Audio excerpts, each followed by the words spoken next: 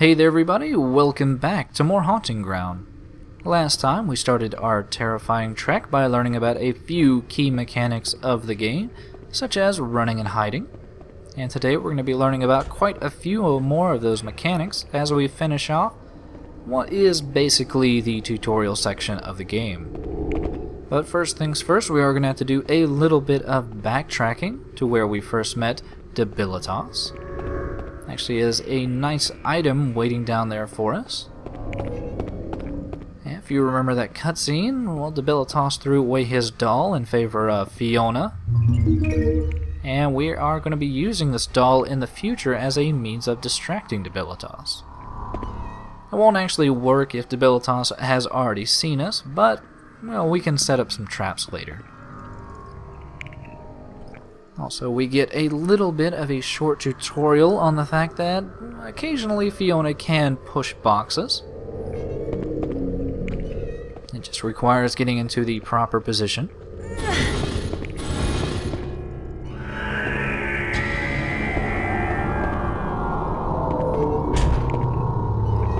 And what do we find in the next room but what appears to be an old-style laboratory? And the keen-eye viewer may notice something over to our left-hand side here. What appears to be a large clay figure. Yeah, for those that are in the know, possibly have some knowledge of Jewish mysticism or Kabbalah, this large figure is known as a Golem. Originally made to protect Jewish villages that were under attack, the Golem, not really evil, not really good. It was mostly just under the beck and call of its master. And we're going to be getting a little bit more information on it from this old parchment here. Thankfully, this game doesn't go as overboard as Resident Evil did with its file system. But that doesn't mean it's going to have any less odd Japanese spellings of things, such as Sefure Yetere, which I think is actually supposed to be the Japanese text Sefer Yetzirah, which is the Book of Creation under Kabbalah. But all that aside, we did learn one new piece of information, and that the Golem's name is Emeth. And by running down to this nearby adjacent room, we're going to be using that knowledge to our advantage. Now, while it may not seem initially that there is anything in this room that we can use, in the far corner here we find what appears to be a typewriter.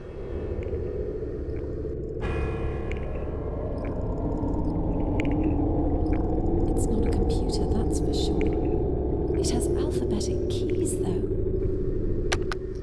Yes, this particular typewriter is an interesting key-making mechanic of sort that we'll be seeing throughout the game. Sometimes we'll have to know specific keywords that we'll type out here and use for later. In this case, the game is wanting us to use the term Emeth, the Golem's name, but instead we're going to go a little bit against the grain here and actually take off the E and just make meth. No, we're not going to give him amphetamines. Instead, it has another meaning.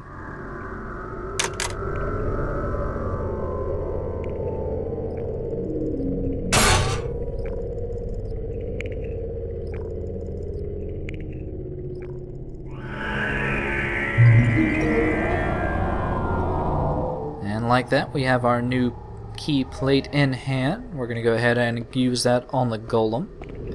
Something of interest to point out, though, is that it does appear that we have a 10 plate limit, but, well, throughout the playthroughs that I've done, I've never actually run out of key plates, so let's just go ahead and see what meth does on this poor Golem.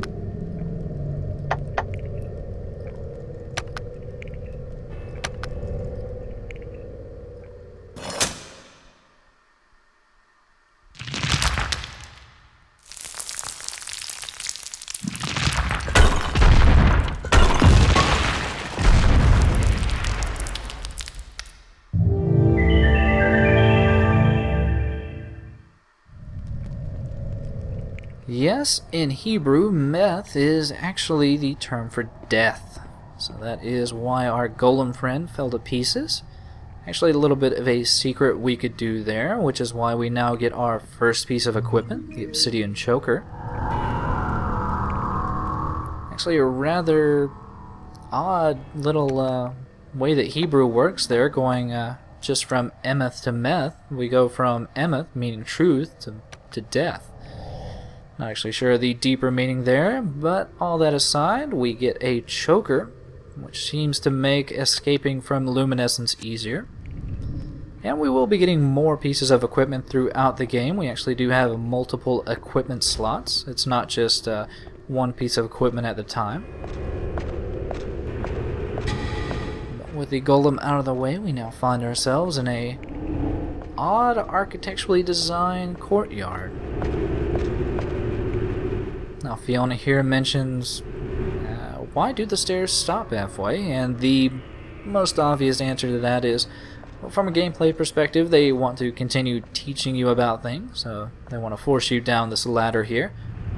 But also, it's kind of a gameplay limitation for some game mechanic we'll be seeing soon enough. But the keen-eye viewer may also be noticing a shimmering object up there on the column. And thankfully, we will not be seeing any distasteful shots of Fiona shimmying up the column. Instead, I'll be getting back to that. Instead, we're going to be little vandals here. Using our newfound kicking ability, we can interact with these little red pots, and occasionally we will find an item waiting inside. Magnesia is actually our first offensive item. It's something akin to a mine. We can lay it on the ground, and if Debilitas happens to run over it, he will take a small bit of fire damage.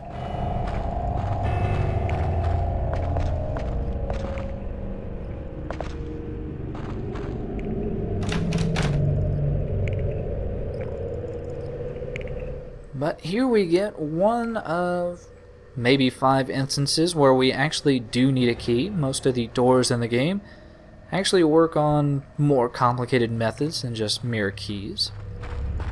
But yet again, this is just the tutorial area, so it is wanting to teach you about pretty basic things.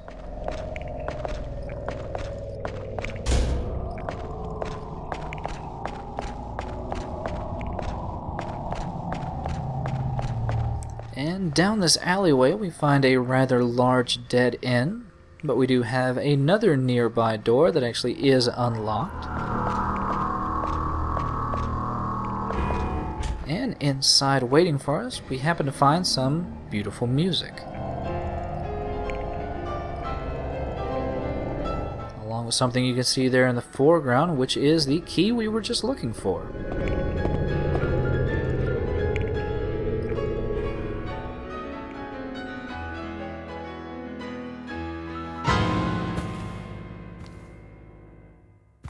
Ah, Fiona.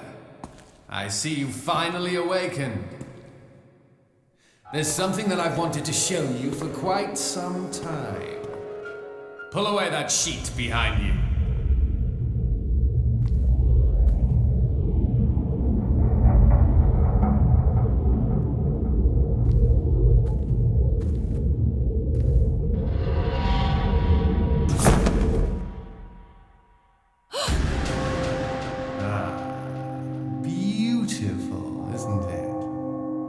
That, my dear, is what you will become in the future. Go ahead. You may touch it. You will be mine, Fiona.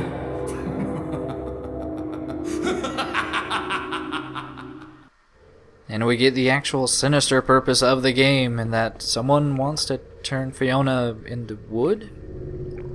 No, someone apparently just wants to impregnate her. Which, yeah, is very creepy. And who in their right mind would do something like this? Probably someone not in their right mind at all. But let's just ignore that pregnant wooden effigy for now and get another new item.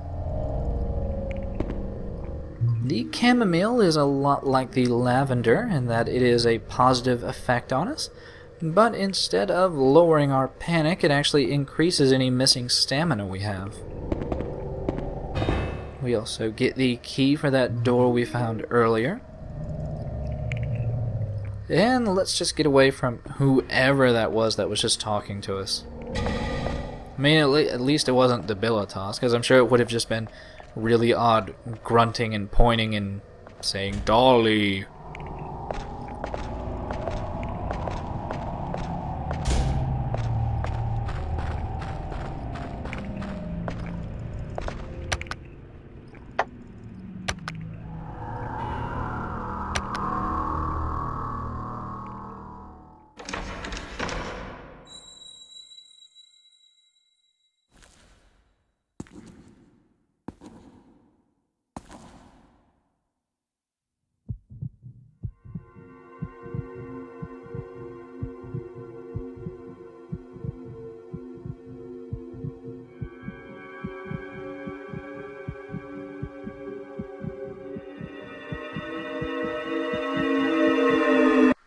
And we get our introduction to luminescence proper. They are ethereal little balls of light that will slowly chase after Fiona, and if they come in contact with her, they'll actually cause her to panic just a little bit, and they will actually make a noise that will summon up any nearby stalkers.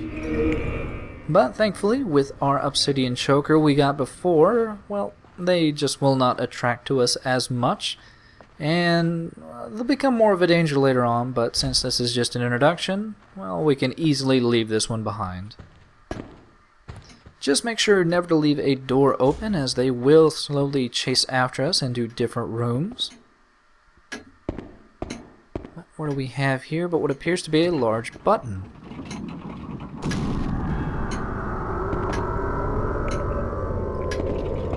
Now, it definitely sounds like the button does something, but it's not something we can actually interact with too much for right now. And much like this door here, well, it's just something we're going to have to remember for later on. As you can tell, this door does not have an available means to open it. There just seems to be a hook for hanging something onto. But it still might be kind of hard to keep track of where all this stuff is, which is why our first priority still is going to be to find a map. Perhaps one is behind this crumbled wall over here. Well, crumbled, I mean weakened. We do have to actually beat up this poor wall just a little bit with a few well-placed kicks.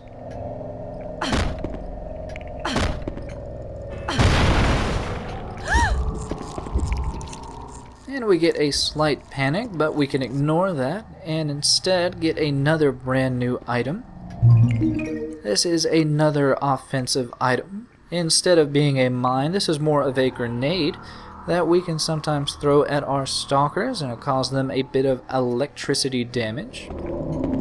As far as I know, enemies do not really have any weaknesses or strengths against particular elements, but maybe I'm wrong. We also find yet another locked door. Actually has a nearby mechanism that you can probably put two and two together and assume that this is what's causing the door to be locked. And it appears that it needs yet another plate key. The thing is that as of right now, we have no earthly idea what the code for that door might be. But pretty much immediately we do get a hint in this half-cracked plate key. If we go ahead and investigate that in our inventory, we'll see that it does have two letters already on it. But I think that the minimum code that we will find throughout the game is 4 letters. So we are going to have to keep an eye out for that second half. Through this other nearby unlocked door, we find ourselves in the kitchen.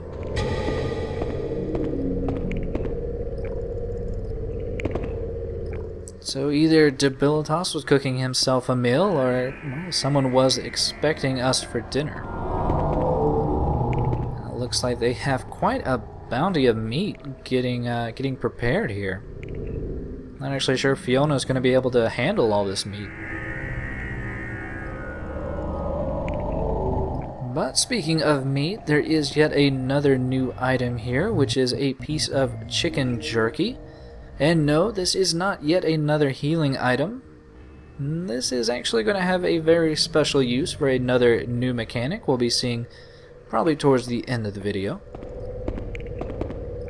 And also there was a little area that we could explore in the kitchen, but first things first, there is, well, a little bit of a shortcut we want to unlock here in the lavish dining room.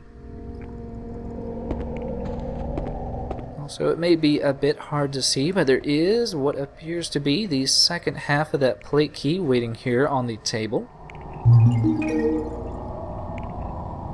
And that means we can now figure out what the code is for that door.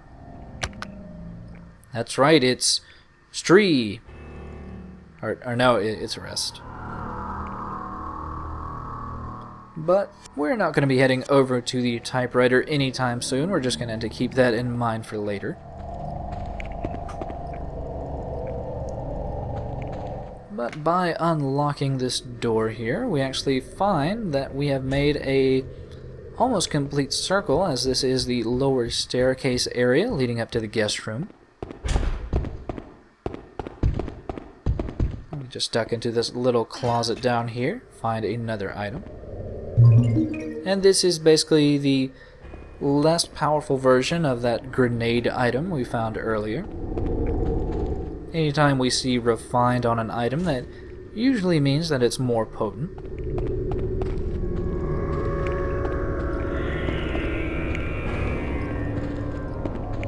But with that area explored, we now just have one more new area, and that is kind of a basement pantry area of the kitchen. There is a little blockade in our way that is easily solved. Girl power.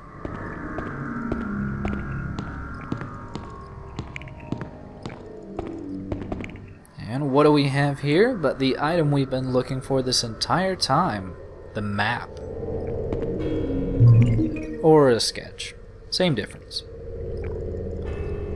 Now, the one rather odd thing about the maps in the game is that you have to use each one before it can actually be viewed. Just a bit of an odd design choice, I guess. But it also made mention that there just seemed to be a particular room marked off in red there. You can see in basement 1.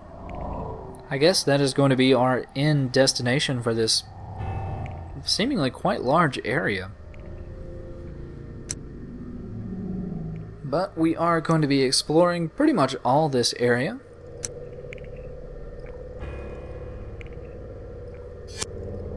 But before we go exploring too much, there is another breakable urn down here.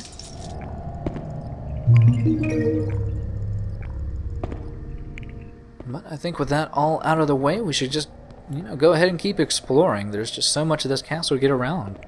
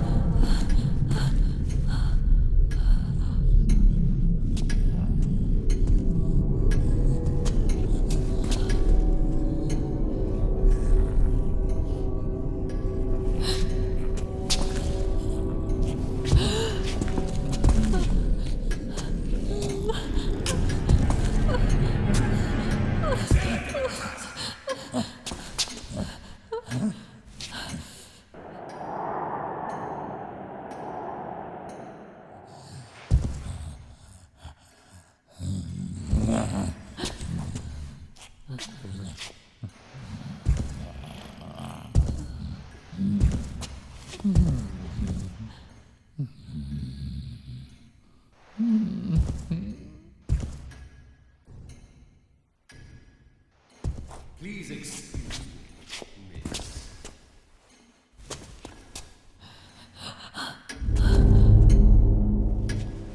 I am Ricardo, keeper of the castle. So sorry to hear about your accident. Your parents.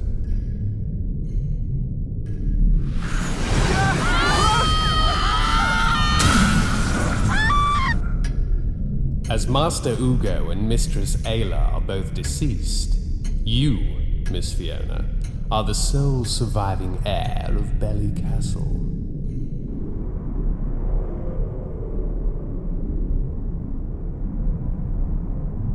Are you in pain, miss? Will you be alright? You've had a long day. Please, rest upstairs. Your bed has been prepared.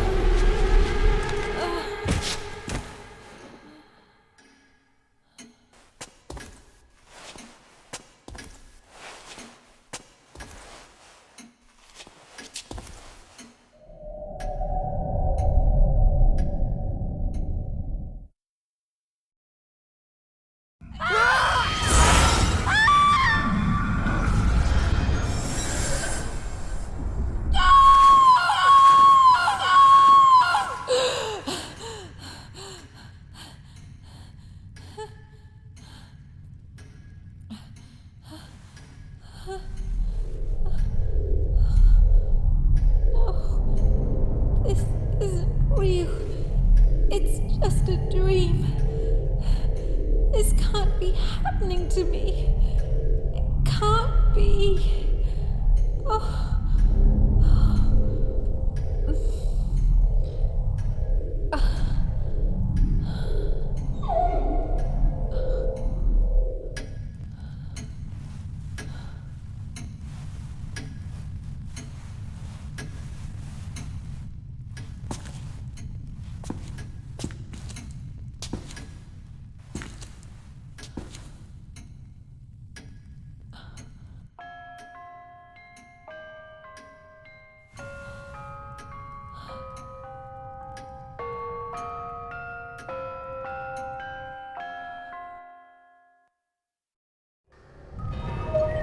Well, after that very large plot revelation we just got, we also find that dog we saw from the intro video has rather viciously been tied to a tree outside. And you know what? I honestly love dogs. I love all animals. I just can't stand to see that poor animal be treated so badly. So we're going to go ahead and free it. Also, I like the progression from dusk into night. This is also a good visual representation of the fact that, well, this is when the danger starts.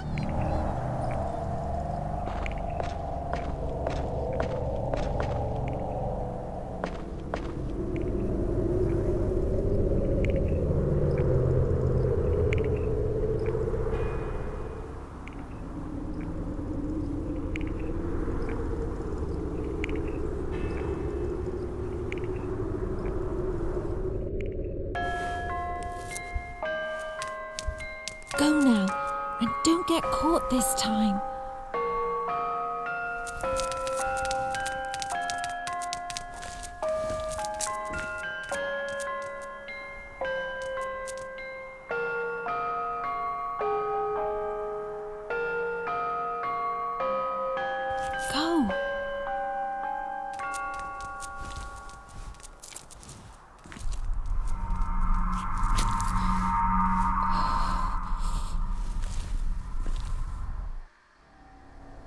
Well, whomever may have done that to that poor dog, at least he is now free, and well, hopefully he can actually find a way out of this rather imposing castle. Hopefully, well, maybe we can find a way out ourselves. Now, as to whether or not that dog was tied up by Debilitas or that other new gentleman we met, Ricardo, is kind of hard to say at this point. But for right now, we're just going to gather up a few quick items and leave this open courtyard area. As you can tell, Fiona really seems to think that eyes are upon her all the time.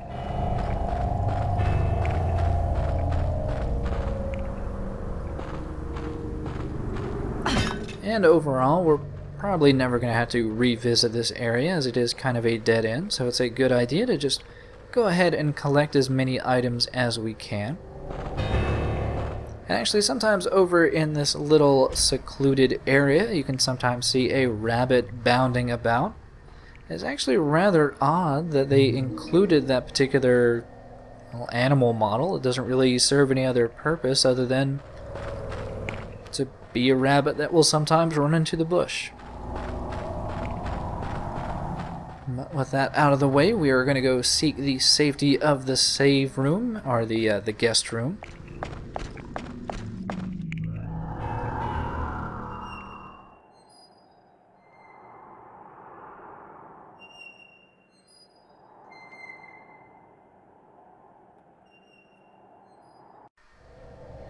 Yeah, we must not let curiosity get the best of us for right now. Actually, just going to go ahead and ignore that door, even though we will be revisiting it later. We also get another brand new item, and I will explain the medallion when it comes up for its proper usage.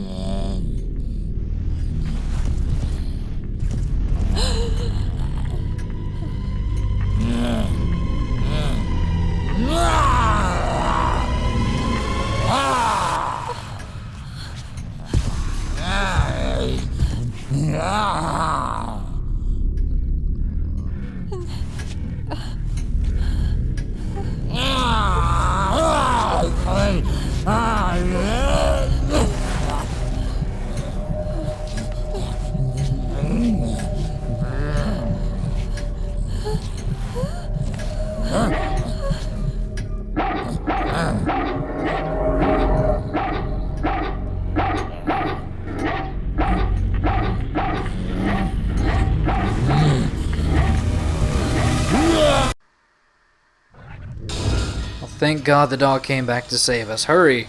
Take out that brute.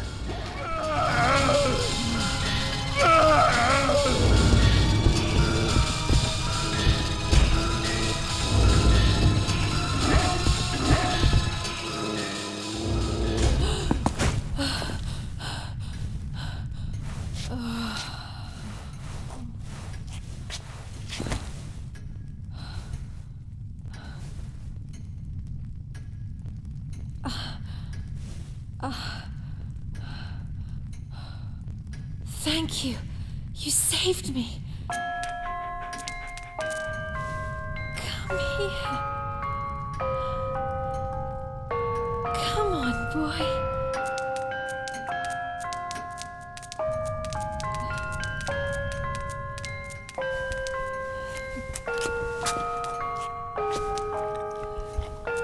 What's your name?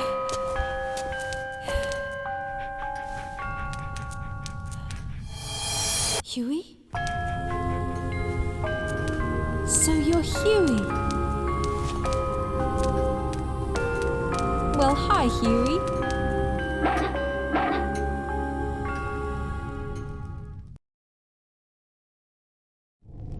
Like that, we get introduced to the final new mechanic of the game, and what really strikes it as different from the Clock Tower series on the whole, and that is the addition of our protector, Huey. That's right, Huey is our own little Poochie Woochie Doggie Woggie that we can praise, scold, pet, and sick on whomever may be chasing after us. It's actually a pretty complex mechanic, which I'll be explaining more as we progress through the game. But for right now, I think Huey did a great job. And whenever he does that, we want to make sure he knows he's done a great job. Even though he's not listening to me right now, which is kind of annoying. No! So we had to scold him. Come on! But now that he's here, we can have him sit. And a little special mechanic here. Shake! That actually increases our friendship with Huey. Good boy. But with that, and our new dog friend, I'm going to call this a video. Hopefully you will join me next time as we continue on in Haunting Ground.